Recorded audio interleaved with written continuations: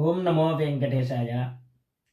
వెంకటేశ్వర స్వామిని ప్రతినిత్యము సేవించాలి, ఆయన్ని ప్రతిరోజు దర్శనం చేసుకోవాలి అని భక్తులైన ప్రతి ఒక్కరు కూడా అనుకుంటూ ఉంటారు.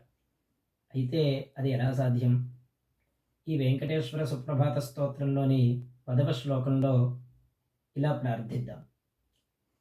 అహం దూరతస్తే పదాంభోజయుగ్మ ప్రణామేచ్ఛయాగత్య సేవాం కరోమి సకృత్సేవయా నిత్యసేవా ఫలం త్వం ప్రయచ్ఛ ప్రభో వెంకటేశ.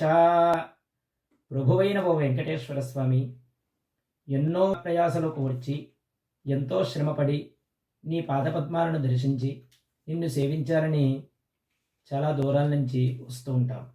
మేము ఒక్కరోజు నిన్ను సేవించిన సేవను నువ్వు ప్రతినిత్యము నిన్ను సేవిస్తున్నట్టుగా భావించి అనుగ్రహించు స్వామి. స్వస్తి.